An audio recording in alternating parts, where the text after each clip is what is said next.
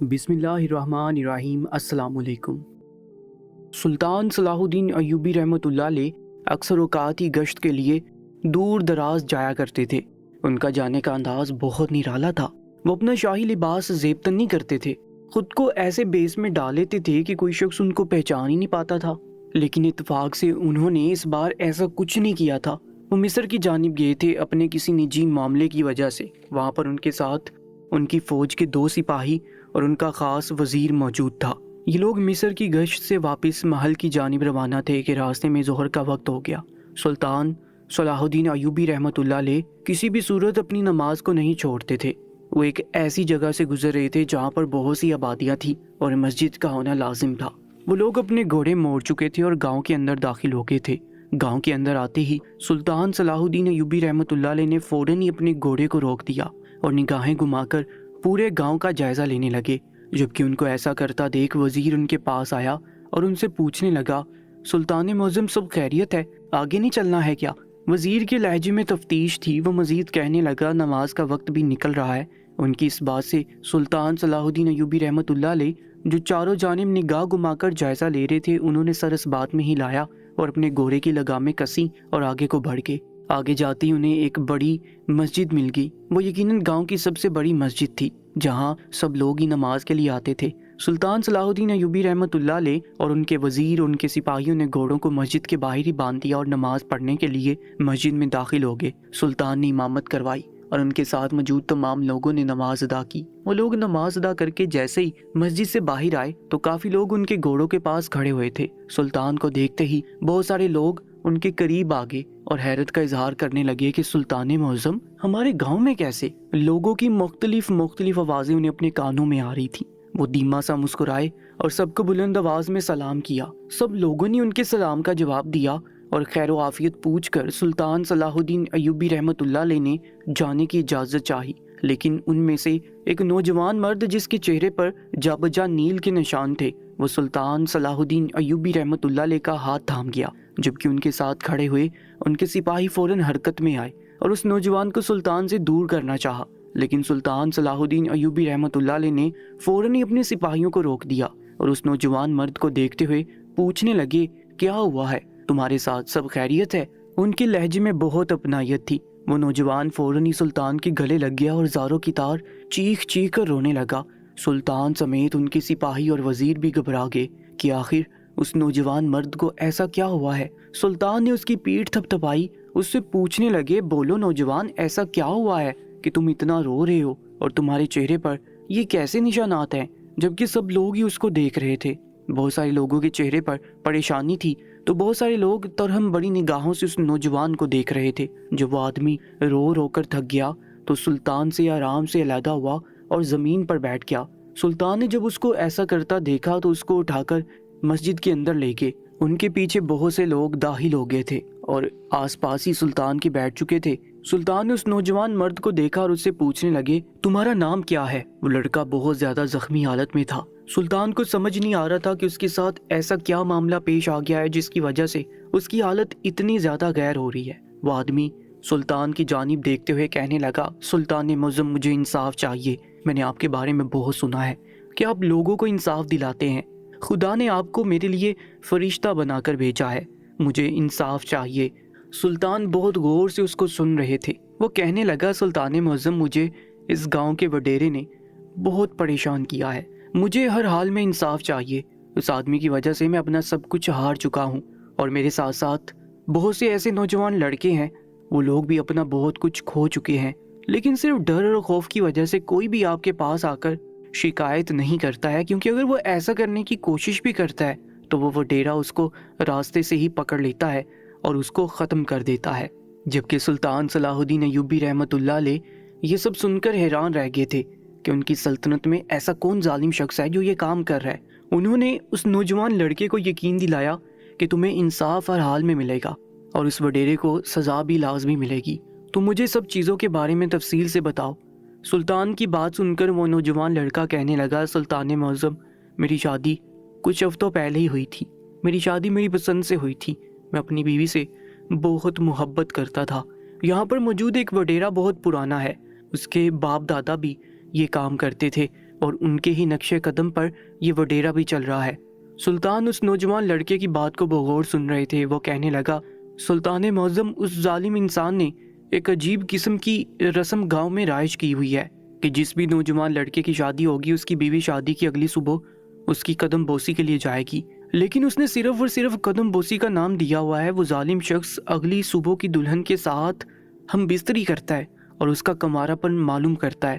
جبکہ یہ بات سن کر سلطان حیران نگاہوں سے دیکھ رہے تھے کہ انہیں ابھی تک اس چیز کے بارے میں علم کیوں نہیں ہوا۔ وہ لڑکا مزید کہنے لگا، جو میری شادی ہوئی تو میں نے انکار کر دیا کہ میں اپنی بیوی کو کسی صورت بھی کسی بھی وڈیرے کے سامنے پیش نہیں کروں گا، کیونکہ میری بیوی میری عزت ہے اور میں اپنی عزت کو کسی کے سامنے بے لباس نہیں کر سکتا۔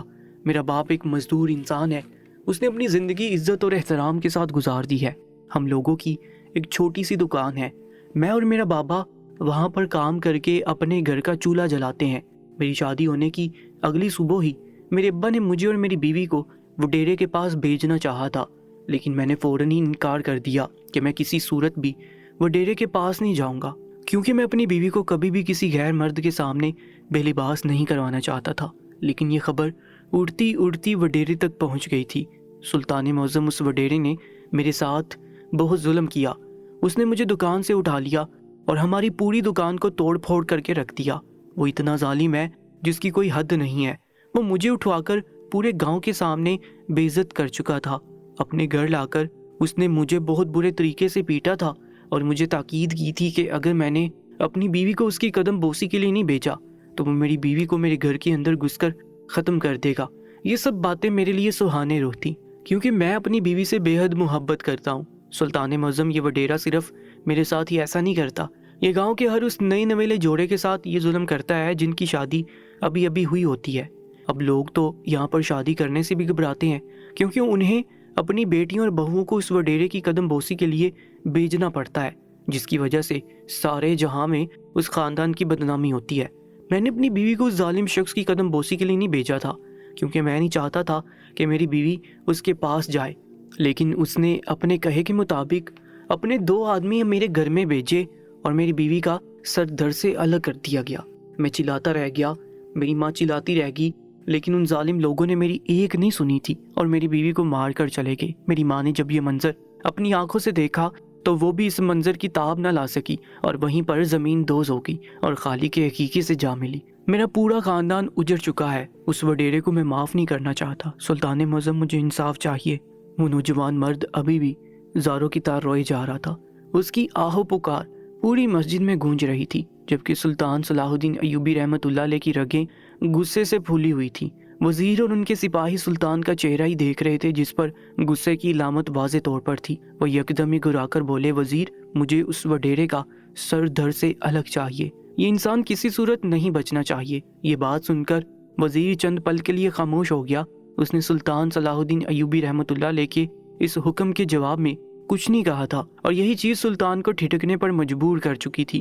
انہوں نے سر گھما کر وزیر کی جانب دیکھا اور ان سے پوچھنے لگے، میں نے کوئی حکم دیا ہے، اس لیے فوراً ہی اس کی تعمیل کی جائے۔ وزیر کہنے لگا، سلطان معظم، آپ کا حکم سر آنکھوں پر، ہم آپ کے قدموں میں چند سیکنڈ میں ہی اس وڈیرے کا سر رکھ دیں گے، لیکن شریعت نے کچھ اصول و قواعد بنائے ہیں۔ ہم لوگ اس وڈیرے کے پاس جا کر یہ بات کریں گے کہ تم گاؤں کے لوگوں کے ساتھ یہ ظلم کرتے ہو، ان کو ختم کر دیتے ہو، ان کی بیویوں کے ساتھ زناکاری کرتے ہو، تو وہ وڈیرا ہماری بات پر کبھی یقین نہیں کرے گا۔ اور جہاں تک میں جانتا ہوں، یہ گاؤں والے جو ابھی اتنا زیادہ آپ کے سامنے بول رہے ہیں، بلکہ صرف یہ نوجوان آپ کے سامنے اتنا بول رہا ہے، یہ بھی اس وڈیرے کے سامنے ایک لفظ نہیں بولے گا۔ اس لیے ہمیں کچھ ایسا کرنا چاہیے کہ ہم اس وڈیرے کو رنگے ہاتھوں پکڑیں اور اس کے بعد اس کا سر دھڑ سے جدا کر دیں۔ وزیر کی بات میں وزن تھا۔ سلطان صلاح الدین ایوبی رحمۃ اللہ علیہ کو بھی اس کی بات سمجھ آئی۔ وہ سر اس بات میں ہلاتے ہوئے کہنے لگے، وزیر ٹھیک بول رہا ہے، مجھے اتنی جلد بازی نہیں کرنی چاہیے، کیونکہ واقعی تم سب لوگ بزدل ہو جو ابھی تک اس ظالم وڈیرے کا ظلم سہتے آ رہے ہو۔ تم سب کو چاہیے تھا کہ میرے پاس بہت پہلے ہی آ جاتے، لیکن تم میں سے کسی ایک نے بھی ایسا نہیں کیا۔ اس لیے میں نے ایک ترکیب سوچی ہے، ہم لوگ اب اس پر ہی عمل کریں گے۔ سلطان کی بات سن کر گاؤں کے سارے افراد ہی فوراً ہی ان کی ہاں میں ہاں ملانا شروع ہو چکے تھے، جبکہ وزیر کی بات بالکل درست تھی۔ وہ لوگ واقعی ایک بزدل قسم کے لوگ تھے۔ سلطان کا اتنا کہہ دینا کہ وہ اس وڈیرے کو رنگے ہاتھوں پکڑنا چاہتے ہیں، سب لوگ ہی پرجوش ہو گئے تھے۔ سلطان نے اپنا سر جھٹکا اور کہنے لگے گاؤں میں کسی لڑکی کی شادی ہو رہی ہے۔ ان کی بات سن کر سب لوگ اس سرنوی میں ہلانے لگے، کہنے لگے نہیں سلطان معظم، ابھی ایسی کسی بھی نوجوان لڑکی کی شادی نہیں ہو رہی، کیونکہ یہاں پر اب لڑکے والے اور لڑکی والے دونوں ہی شادی کرنے سے گھبراتے ہیں۔ جب سے عبد القادر کے یہاں پر اتنا بڑا سانیہ ہوا ہے، سب لوگ ہی شادیوں سے ڈر چکے ہیں، اب کوئی بھی شادی کا نام بھی اپنی زبان پر نہیں لاتا ہے۔ سلطان صلاح الدین ایوبی رحمۃ اللہ علیہ کو بے حد دکھ ہو رہا تھا۔ انہوں نے سوچا بھی نہیں تھا کہ ان کی سلطنت میں ایسے ظالم لوگ بھی موجود ہیں۔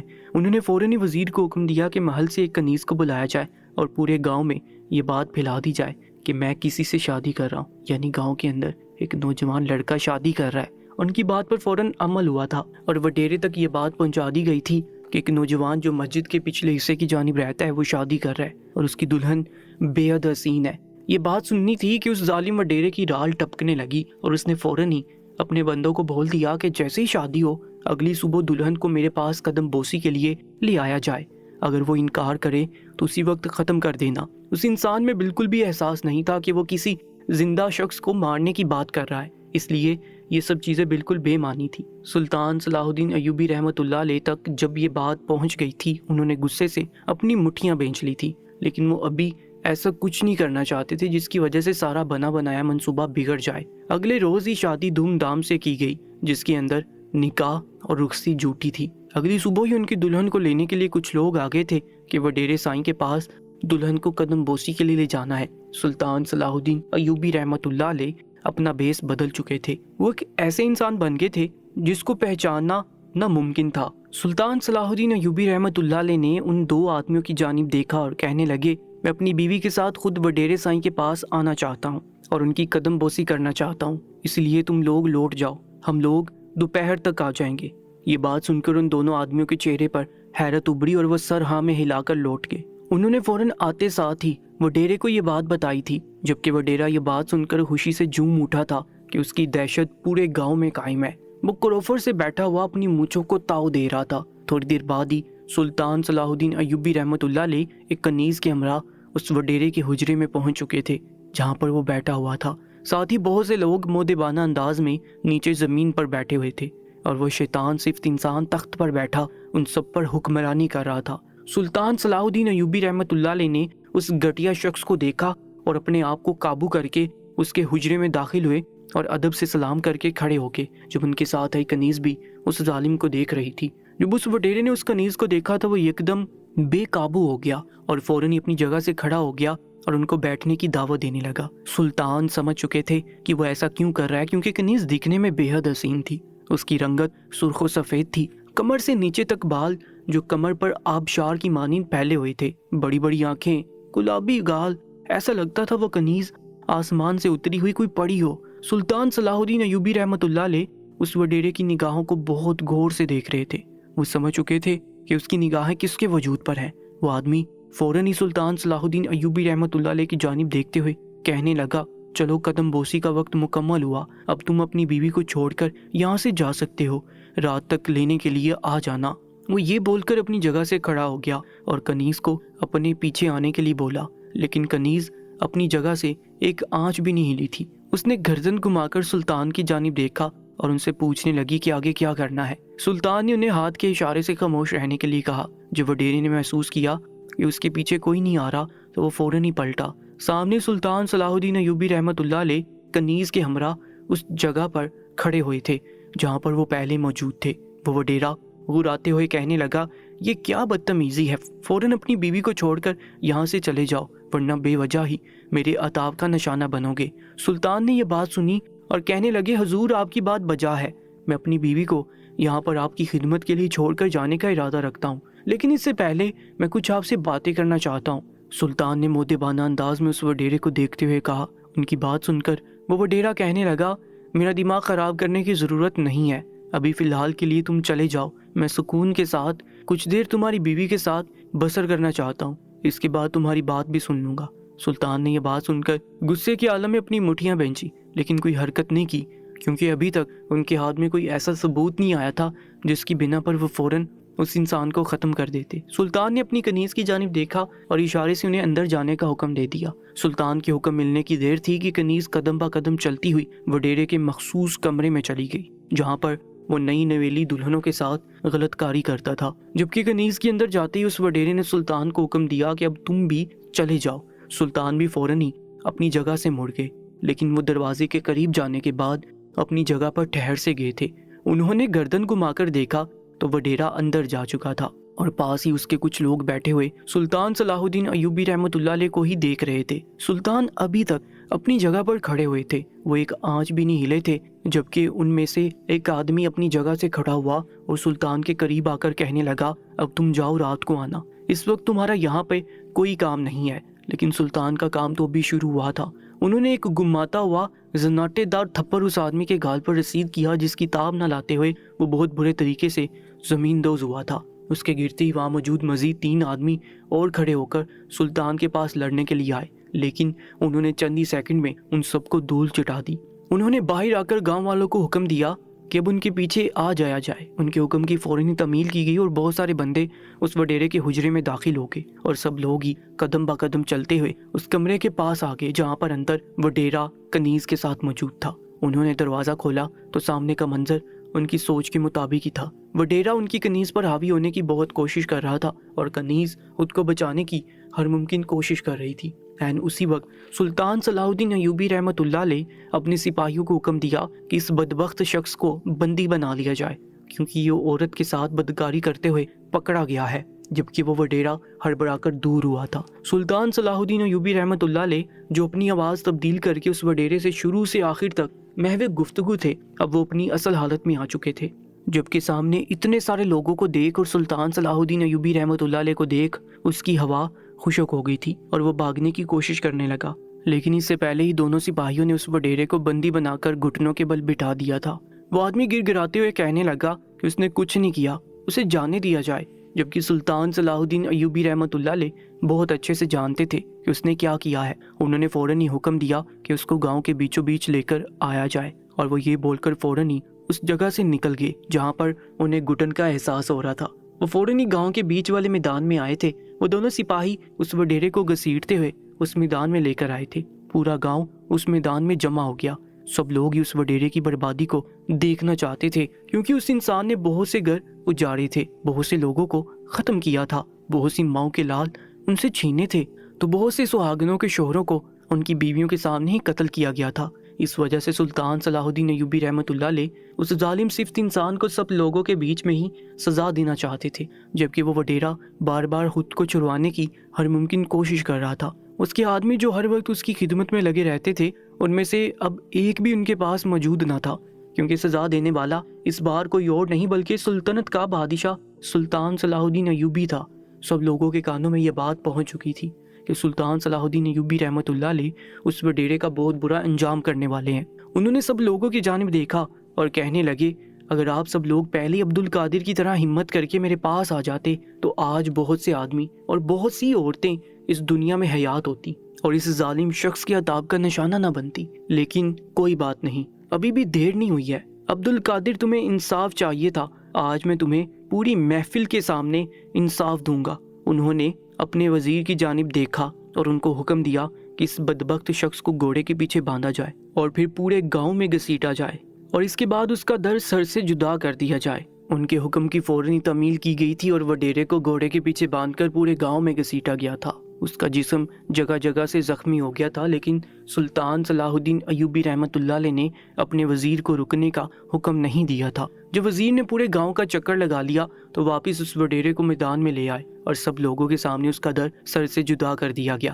وڈیرے کی ساری جائیداد سلطان نے ان گھر والوں کو دے دی تھی جس کے خاندان کے لوگوں کو اس وڈیرے نے ختم کیا تھا۔ اس واقعے سے یہ بات ثابت ہوتی ہے، جو لوگ خود کو اس دنیا میں خدا بنائے بیٹھے ہیں، ایک دن ان سب کا خاتمہ ہونا ہی ہے۔ اس لیے بہتر ہے کہ اپنے اعمال کو بہتر کر لو تاکہ میدان محشر میں سب لوگ سرخرو ہو جائیں، نہیں تو وہ شہنشاہوں کا شہنشاہ کسی کو بھی نہیں بخشے گا۔ سلطان صلاح الدین ایوبی رحمۃ اللہ علیہ کی رعایا میں ایک شخص تھا جس کا نام نصیر الدین تھا۔ اس نے جائیداد کے پیچھے اپنے چچا کا قتل کر ڈالا تھا، جس وجہ سے سلطان صلاح الدین ایوبی رحمۃ اللہ علیہ نے اس کو سزا کے طور پر پھانسی کی سزا سنائی تھی۔ وہ اس سزا کے بعد بہت جٹ پٹایا تھا۔ اس نے اس بات سے انکار کیا تھا کہ اس کو پھانسی نہیں دی جائے، لیکن اس کی بات کو رد کر دیا گیا کیونکہ وہ ایک قاتل تھا اور قاتل کی سزا ہمیشہ سے ہی پھانسی ہوتی ہے۔ جبکہ وہ آدمی اپنی سزا سننے کے بعد مسکرا رہا تھا۔ جبکہ پھانسی ملنے کے بعد تو لوگ یکدم ہی خاموش ہو جاتے تھے یا پھر ان کی حالت دوہری ہو جاتی، لیکن ایسی کوئی بھی خاصیت اس شخص میں بالکل پائی نہیں جا رہی تھی۔ اس انسان کو کال کوٹری میں بھیج دیا گیا تھا۔ 2 دن بعد اس کی پھانسی تھی اور اس چیز کا سب لوگوں کو انتظار تھا، کیونکہ یہ خبر پوری رایا میں آگ کی طرح پھیلی تھی کہ ایک بھتیجے نے جائیداد کے پیچھے اپنے چچا کا قتل کر ڈالا ہے۔ سلطان صلاح الدین ایوبی رحمۃ اللہ علیہ بھی اس پھانسی کو لے کر تھوڑا پریشان تھے، کیونکہ اس انسان کا چہرہ ان کی آنکھوں کے سامنے بار بار آ رہا تھا کہ وہ اپنی سزا سننے کے بعد کس طریقے سے مسکرا رہا تھا۔ اچھے سے اچھا انسان بھی موت کی خبر سے خوفزدہ ہو جاتا ہے، لیکن یہ شخص بالکل بھی اپنی موت کی خبر سننے کے بعد گھبرایا ہوا نظر نہیں آ رہا تھا۔ 2 دن بعد پھانسی مقرر کی گئی تھی اور پوری رایا کے سامنے اس کو پھانسی دی جانی تھی۔ سلطان صلاح الدین ایوبی رحمۃ اللہ علیہ بھی اس میدان میں موجود تھے اور اپنی نشست پر براجمان ہو کر اس منظر کو گہری نگاہوں سے دیکھ رہے تھے۔ جلاد اس آدمی کے قریب کھڑا ہوا اور بلند آواز میں بولا، بولو اے آدمی، بتاؤ تمہاری آخری خواہش کیا ہے؟ جبکہ وہ آدمی اس جلاد کی بات سن کر ایک بار پھر مسکرایا تھا، جبکہ اس کی مسکراہٹ کو لوگوں نے بڑی حیرانی سے دیکھا تھا۔ سلطان صلاح الدین ایوبی رحمۃ اللہ علیہ بھی حیران ہو رہے تھے بار بار اس کے مسکرانے سے، لیکن ایک لفظ نہیں بول رہے تھے۔ جلاد بھی اس آدمی کو دیکھ کر حیران ہو رہا تھا، لیکن جلدی اپنی حیرانگی کو چھپا لیا تھا اور جھنجھلاتے ہوئے کہنے لگا، جلد سے جلد اپنی آخری خواہش بتاؤ تاکہ ہم اس کو پورا کریں اور تمہیں پھانسی پر چڑھائیں۔ اس آدمی نے جلاد کی بات سن کر جو خواہش ظاہر کی تھی وہ وہاں موجود تمام مجمع کو اور سلطان صلاح الدین ایوبی رحمۃ اللہ علیہ کو بھی حیران کر گئی تھی۔ جلاد اس آدمی کی خواہش سن کر حیران ہوتے ہوئے کہنے لگا، تم جانتے ہو کہ تم کیا کہہ رہے ہو؟ تمہیں اس بات کا علم ہے؟ وہ آدمی سر اس بات میں ہلاتے ہوئے کہنے لگا، ہاں میں جانتا ہوں کہ میں کیا کہہ رہا ہوں، میں اپنی قبر کشائی کروانا چاہتا ہوں۔ سلطان صلاح الدین ایوبی رحمۃ اللہ علیہ اپنی جگہ پر بیٹھے ہوئے ہی کہنے لگے، اے آدمی، تمہارا دماغ ٹھیک ہے؟ تم کیا بول رہے ہو؟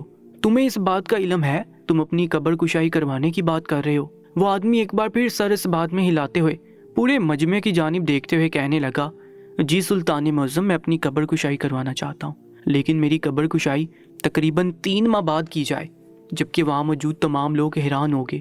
اس آدمی نے سلطان صلاح الدین ایوبی رحمۃ اللہ علیہ سے وعدہ لیا کہ وہ ہر حال میں اس کی قبر کشائی کریں گے تاکہ اس کی آخری خواہش پوری کی جائے۔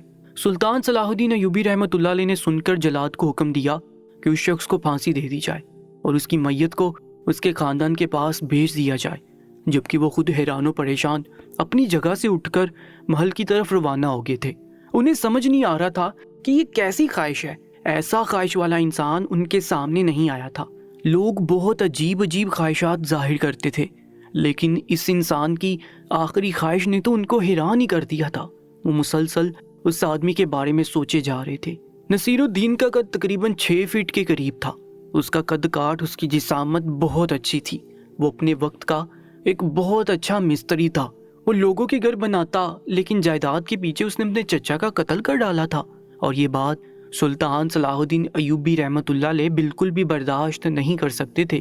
اس وجہ سے انہوں نے بنا کوئی اور بات کیے بغیر اس انسان کو پھانسی دے دی تھی، اور اس کے بعد اپنے سپاہیوں کو اس قبر کے پاس ہی حفاظت کے لیے مامور کر دیا تھا کہ کوئی بھی اس قبر کے ساتھ کوئی خرابی نہ کر سکے، کیونکہ 3 مہینے بعد اس کی قبر کشائی ہونی تھی۔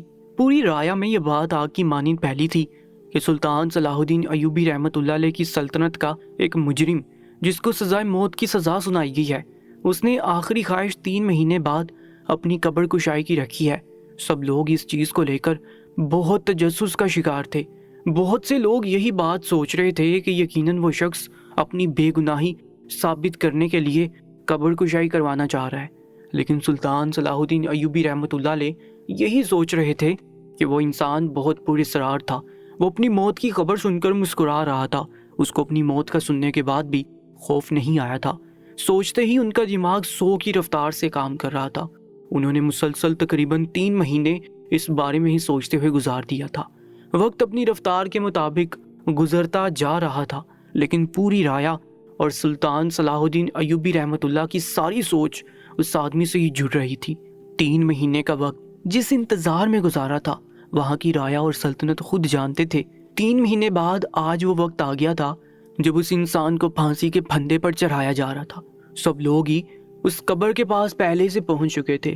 سلطان صلاح الدین ایوبی رحمۃ اللہ علیہ جب اس قبرستان میں پہنچے اور وہاں انہوں نے جب رش دیکھا تو وہ حیران رہ گئے، کیونکہ بہت سارے لوگ اس قبر کشائی کو دیکھنے کے لیے آئے تھے اور اتنے سارے مجمع کو دیکھ کر حیران بھی تھے اور بہت زیادہ پریشان بھی ہو رہے تھے۔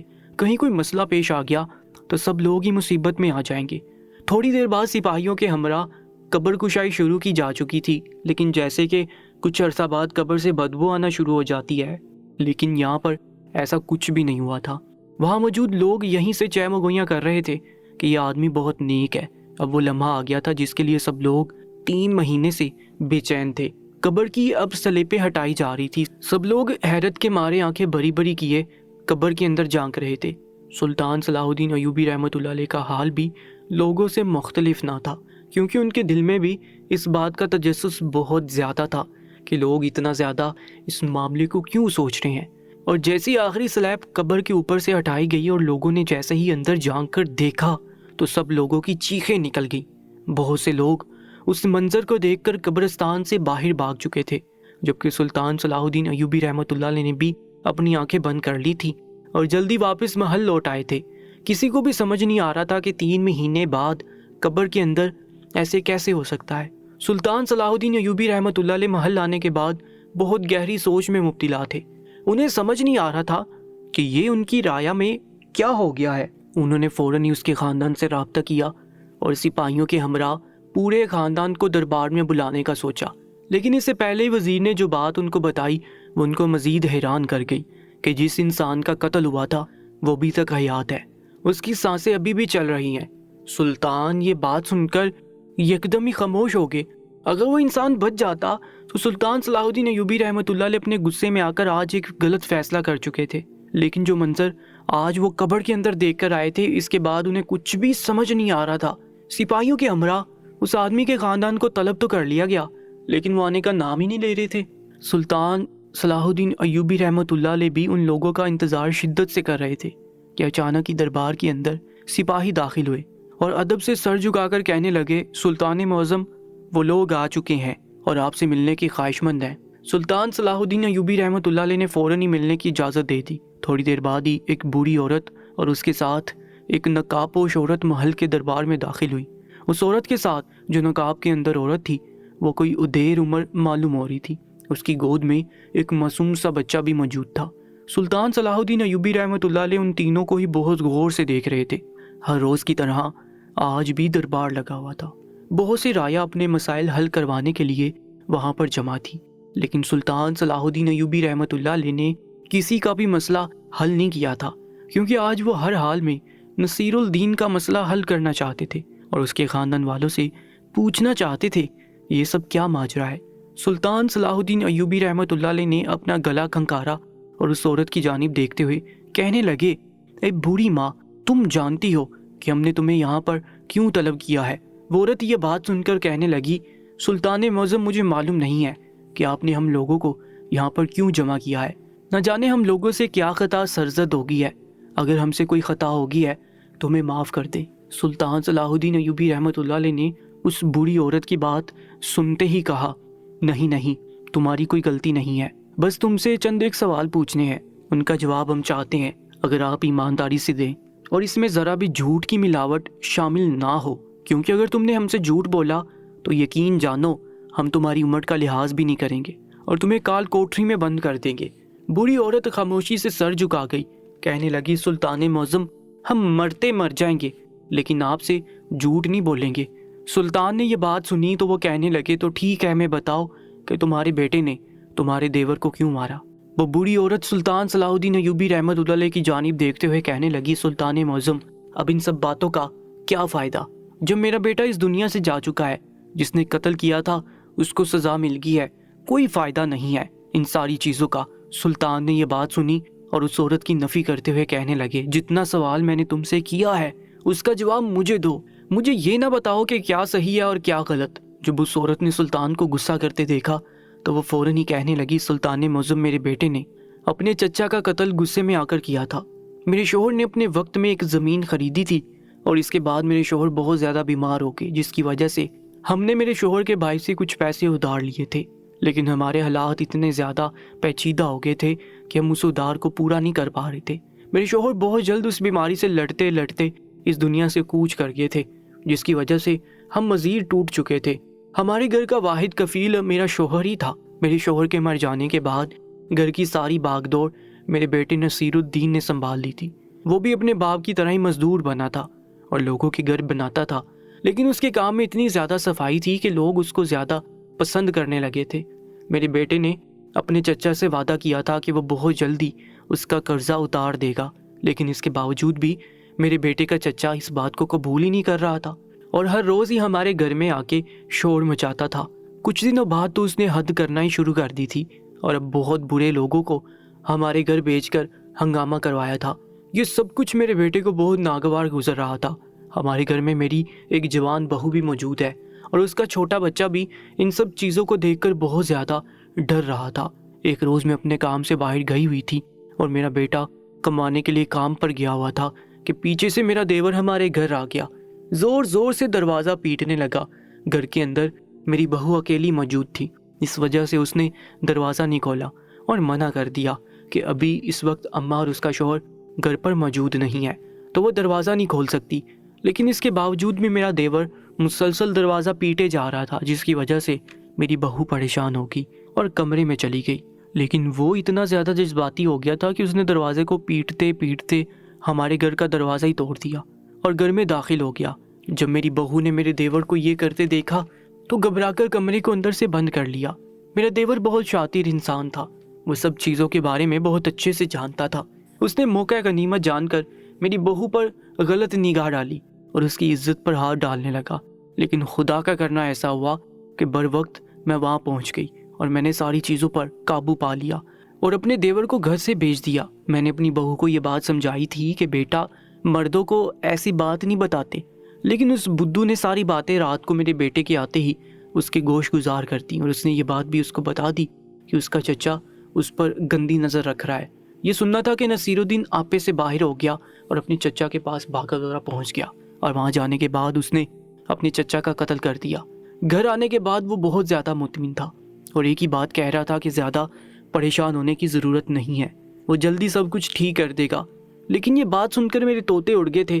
مجھے سمجھ نہیں آ رہا تھا کہ اب سب کچھ کیسے ٹھیک ہوگا۔ میرا بیٹا قتل کر چکا تھا، میں جانتی تھی کہ یہ بات جیسے ہی آپ کو معلوم ہوگی آپ فوراً ہی میرے بیٹے کو پھانسی کی سزا سنائیں گے، اور ایسا ہی ہوا۔ لیکن سلطان معظم، میرے بیٹے نے کوئی غلط کام نہیں کیا تھا، اس نے کسی غلط انسان کو نہیں مارا تھا۔ مجھے آپ سے یہ شکوہ ہے کہ آپ نے میرے بیٹے کی ایک بھی صفائی نہیں سنی، بلکہ اس کو قصوروار ٹھہرا کر موت کی نیند سلا دیا۔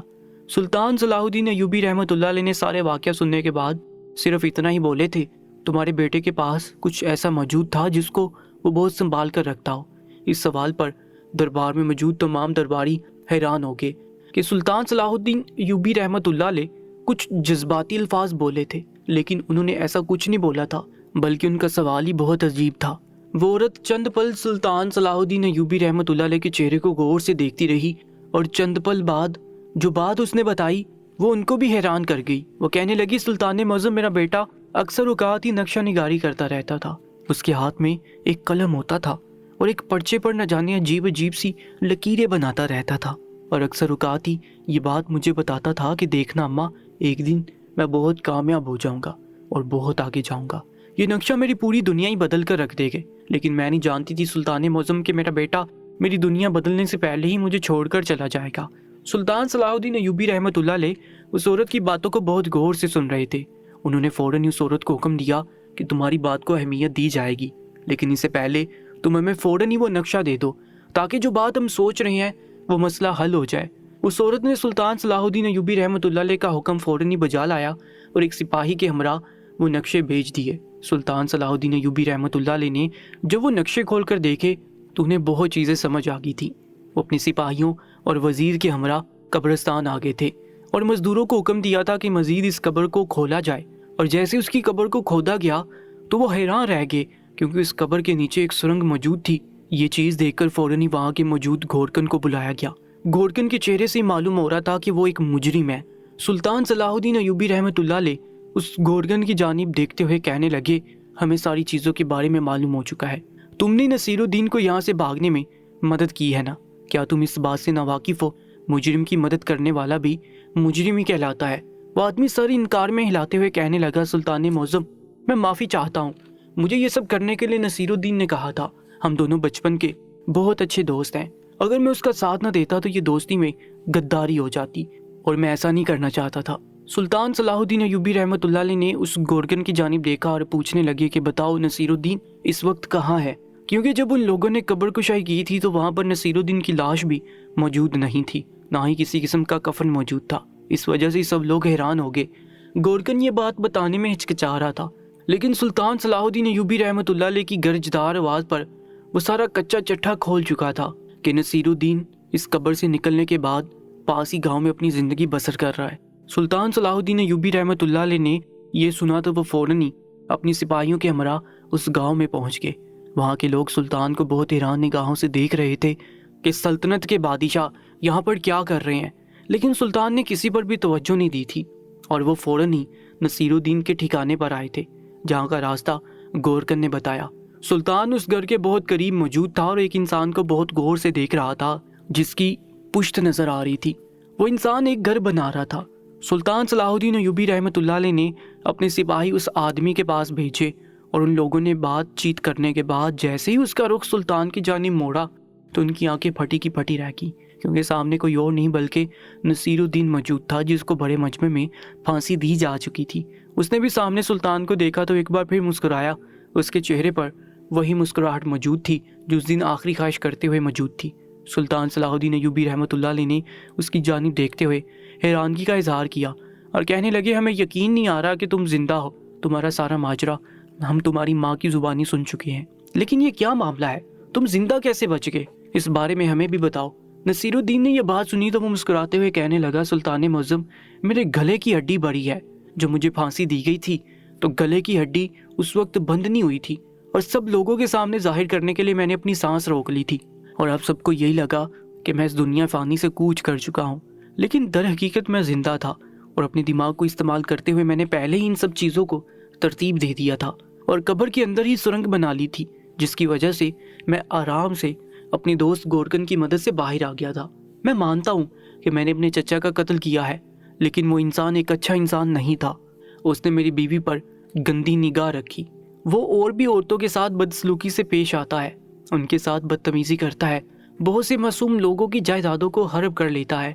میں یہ منصوبہ کافی دنوں سے بنا رہا تھا، اس وجہ سے میں اپنی قبر کے لیے نقشہ بناتا رہتا تھا تاکہ میں اپنی قبر کے اندر پہلے ہی سارے انتظامات کر لوں، اور میری سوچ کے مطابق جب میں نے اس کا قتل کیا تھا تو اس وقت ہی وہ سرنگ بھی تیار ہو چکی تھی۔ اب میں یہاں اس گاؤں میں اپنی زندگی گزار رہا ہوں، اور یہ گھر اپنے گھر والوں کے لیے تعمیر کر رہا ہوں۔ اس گھر میں تقریباً اب 10 سے 15 دن کا کام رہ گیا ہے۔ جیسے یہ کام مکمل ہوگا تو میں اپنے گھر والوں کے ساتھ یہاں پر رہنے کے لیے آ جاؤں گا۔ سلطان نے یہ بات سنی تو وہ کہنے لگے، تم جانتے ہو نا کہ تم ایک پھانسی کے مجرم ہو، تمہیں پھانسی کی سزا سنائی گئی ہے۔ سلطان کی بات سن کر وہ آدمی ایک بار پھر مسکرایا اور کہنے لگا، سلطان معظم، آپ کی بات درست ہے، لیکن اتنا قانون میں بھی جانتا ہوں، جب ایک انسان کو پھانسی دے دی جائے اور وہ اس پھانسی سے بچ جائے تو اس کو دوبارہ پھانسی نہیں دی جاتی، بلکہ اس کو باعزت بری کر دیا جاتا ہے۔ سلطان اس کی ذہانت اور اس کی باتوں کو سن کر بہت متاثر ہوئے اور اس کو معاف کر کے واپس لوٹ گئے۔ واپس لوٹتے ہی ان کے وزیر نے انہیں یہ خبر سنا دی تھی کہ نصیر الدین کا چچا بھی اس دنیا فانی سے آج روانہ ہو چکا ہے۔ اس واقعے سے یہ بات ثابت ہوتی ہے، جس کی موت آئی ہوتی ہے اس کی موت کو کوئی شخص بھی نہیں ٹال سکتا، لیکن جس شخص کی موت نہیں آئی ہوتی، کوئی کتنی بھی کوشش کر لے، موت اس کا بال بھی باقا نہیں کر سکتی ہے۔ دوستو، روزانہ ایک سچا واقعہ، ایک کہانی سننے کے لیے ہماری YouTube چینل کو سبسکرائب کر لیجیے گا، اور ساتھ موجود بیل آئیکن پر بھی کلک کر لیجیے گا۔ اپنا بہت زیادہ خیال رکھا کریں۔